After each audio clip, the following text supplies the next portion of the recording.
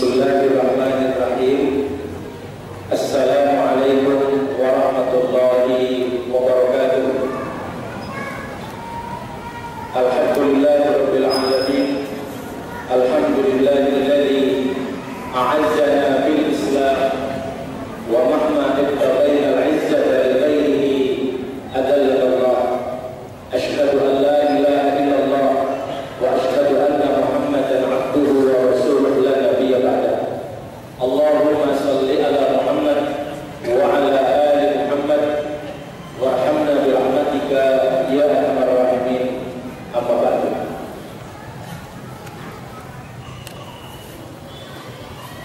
Al-Ustaz Abu Rusdan selaku guru dan sekaligus sahabat kami dalam perjuangan ini, mudah-mudahan Allah senantiasa menjaga beliau atas segala jerih payahnya di dalam dakwah dan jihad ini, dan mudah-mudahan Allah senantiasa melindungi beliau dari segala makar musuh-musuhnya, insyaallah.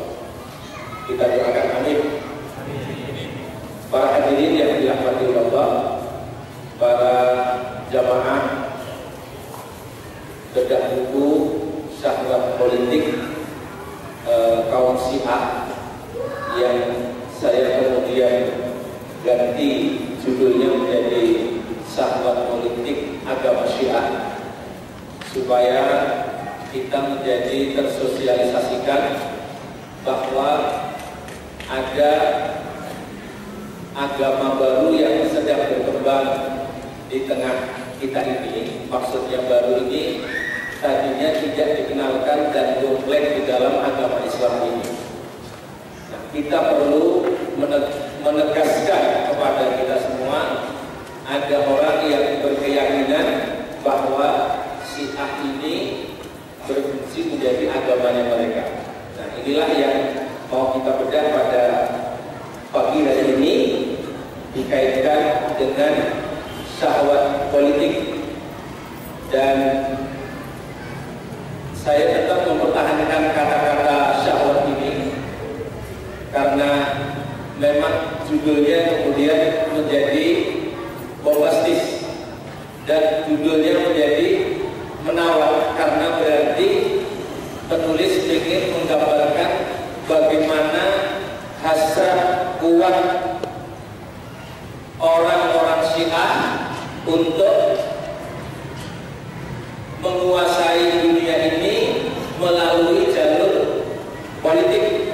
Itulah yang dikandung dari kalimat syahwat itu. Aslinya, artinya adalah bahwa hasrat mereka ini, ya sebagaimana pengertian syahwat tersebut, artinya bukan sekedar keinginan biasa, tapi ada keinginan kuat yang tadi sudah sedikit diberikan paparan bagaimana tahapan-tahapan akan terjadinya kekuasaan imperium yang dikenal dengan imperium Persia Raya, yang itu diingatkan kepada kita semua agar kita berhati-hati dengan adanya dinasti baru yang akan mengembalikan kekuasaan itu. Saya dalam kesempatan ini mendapatkan bagian untuk lebih memperdalam pada tataran politik taktis yang dilakukan oleh kaum Syiah di muka bumi ini, khususnya di Indonesia ini, dan terutama di belahan negara-negara yang beragama Islam, orang-orang Islam ada di tempat tersebut. Itu bagaimana mereka ini menjalankan politik praktis, dan dengan itu kita berharap bisa mengambil pelajaran yang berharga dari kajian yang kita adakan di pagi hari ini. Saya akan memulai dari pijakan politik menurut mereka, karena ini menjadi penting. Dalam ideologi politik Syiah itu disebutkan bab annal arda kullaha lil imam alaihi salam. Itu pokok persoalannya, bahwa bumi seluruhnya ini adalah milik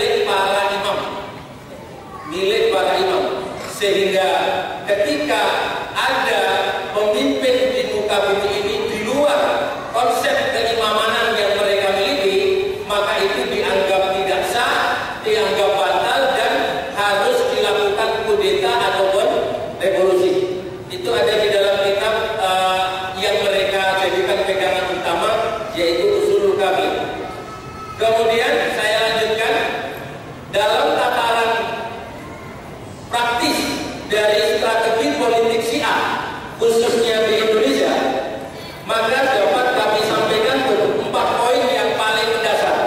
Yang pertama adalah mereka masuk di ormas atau pemerintahan atau partai politik sebagai media perjuangan jalur ke parlemen. Maka kemudian kita mendapati ada orang-orang tertentu yang terindikasi Syiah. Ketika kita menyebut terindikasi Syiah seperti ini dengan strata Syiah yang jenis-jenisnya tadi disebutkan oleh Ustaz Abu Rusdan.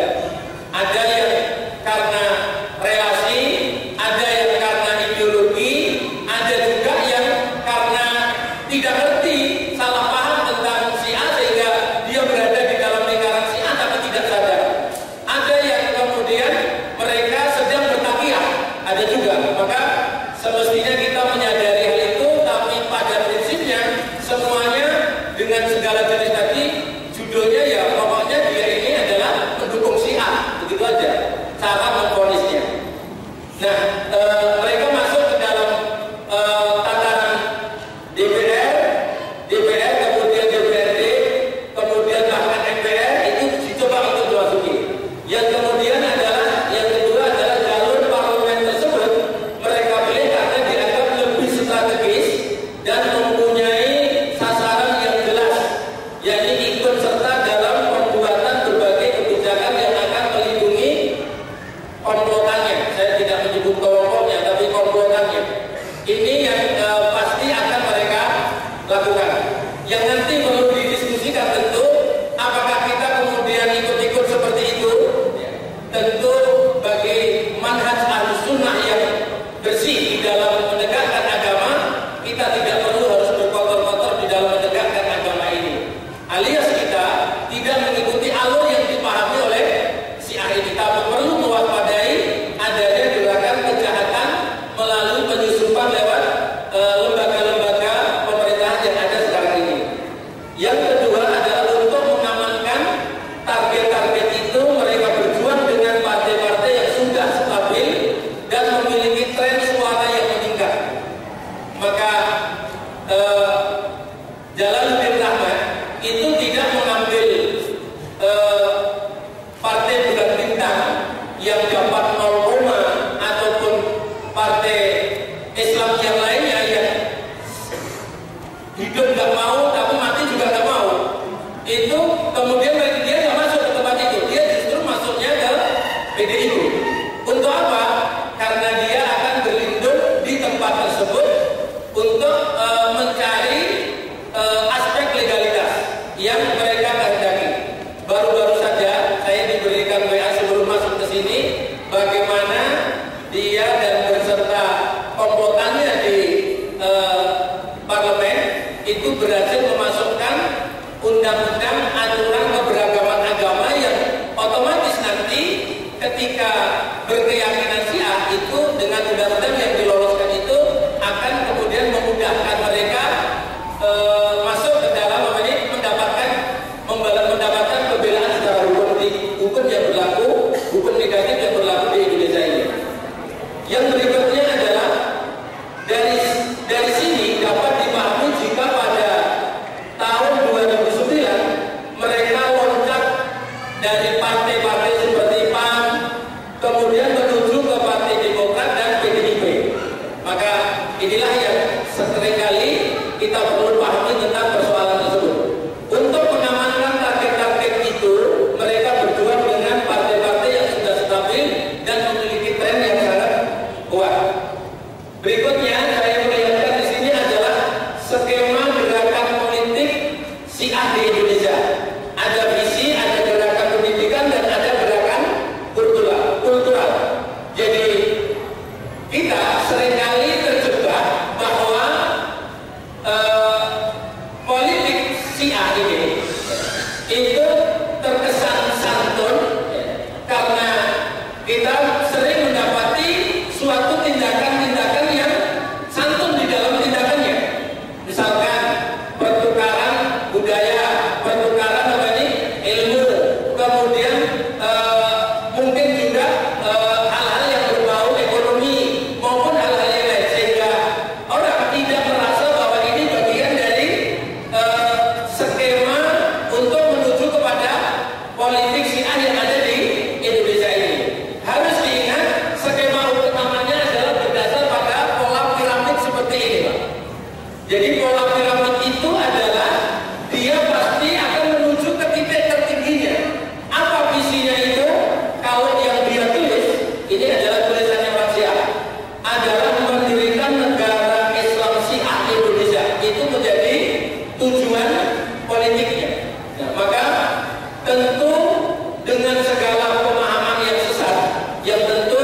Syiah sesat tidak dibahas di dalam majelis kita ini. Kita sudah tidak berbicara itu karena di forum-forum lain sudah sangat dibicarakan. Nah, ini adalah skema internasional yang mereka gunakan, yang tertinggi nanti apa yang kemudian dikenal dengan wilayatul faqih. Wilayatul faqih ini adalah orang-orang yang secara nas menurut paham mereka itu ditunjuk untuk menjadi pemimpin dunia ini, yang tadi sudah disebutkan oleh Ustaz Abu Rizal. Dan nanti kemudian sampai ke daerah-daerah atau ke Indonesia ini, sampai ke orang-orang yang memang secara organisatoris, secara ideologis itu sudah bertaut dengan mereka ini.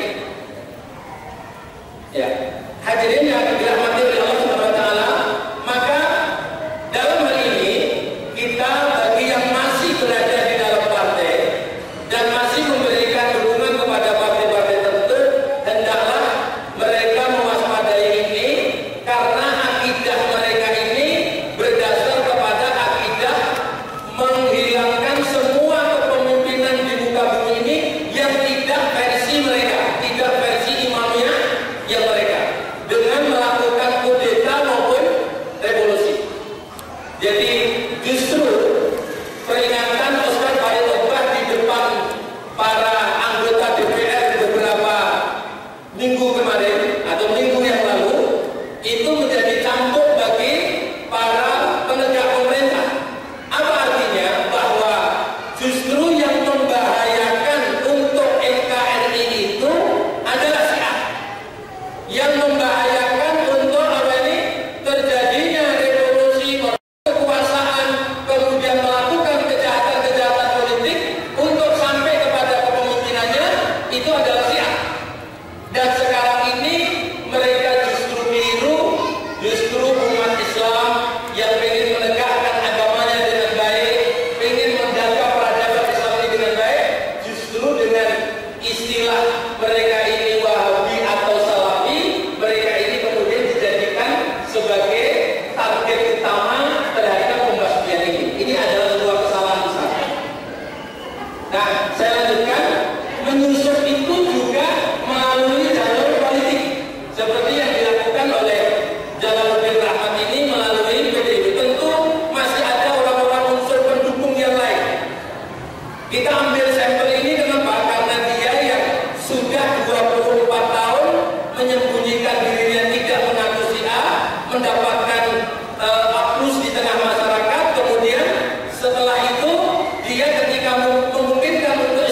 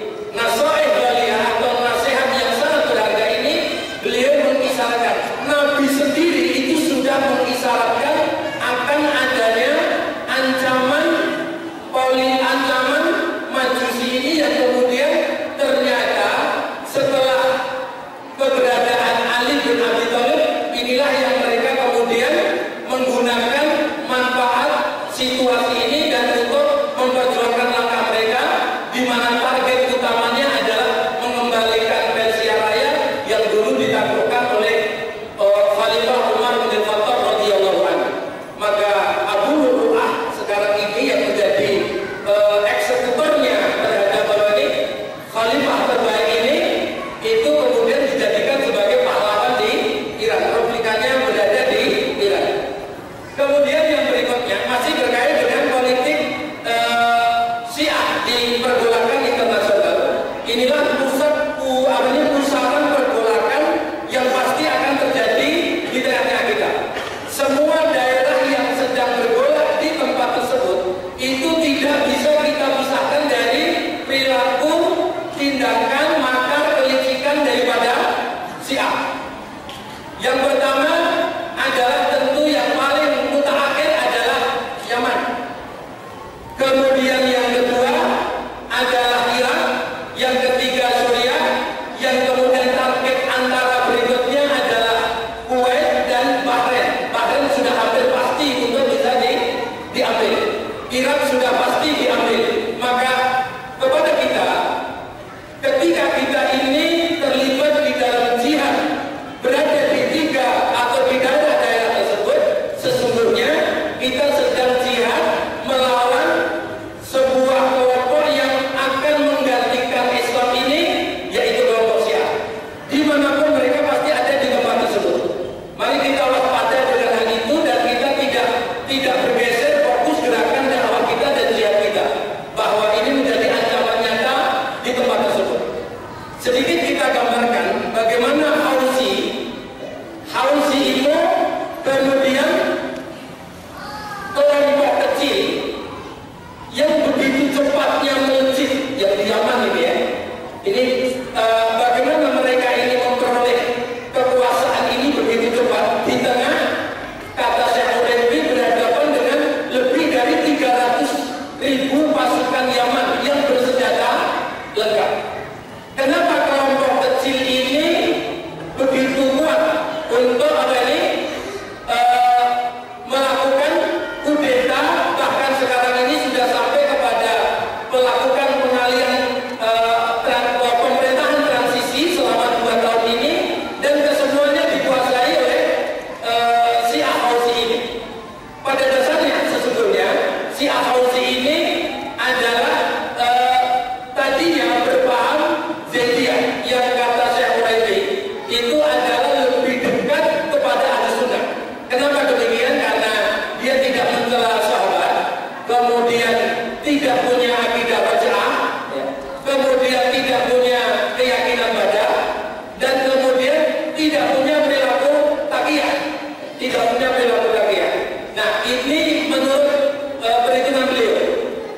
Nah, tapi ketika terjadi berbenturan antara beberapa tokoh Zaidiyah itu, dan kemudian berbenturan pula dengan tokoh Hausi yang bernama Badruddin Hausi, maaf bukan Badruddin Haiti ya, Badruddin Hausi, itu adalah kemudian beliaunya akhirnya atas bimbingan Iran, dia kemudian meninggalkan Yaman, bertempat tahunan di Teheran, dan kemudian mengambil inspirasi revolusi dari Iran untuk dibawa ke Yaman. Dan setelah berinteraksi dengan Iran inilah proses berpindahnya dari paham Zaidiyah menuju paham Isna Asyariyah itu terjadi pada kelompok Hausi ini, terutama di bawah Badruddin Hausi ini, dan kemudian menyiapkan anak-anaknya Husain Badruddin Hausi untuk masuk ke parlemen dan kemudian membuat olah politik, termasuk yang sekarang ini sudah dibunuh. Nah, apa hidden agenda yang mereka sampaikan dalam sebuah tulisan yang dikeluarkan oleh Ustadz Yusuf Baisa, Ketua DPP Al-Izhar. Beliau mengingatkan hidden agenda ataupun agenda tersembunyi Syiah adalah ingin mengembalikan imperium Persia Raya untuk mewujudkan mereka memakai strategi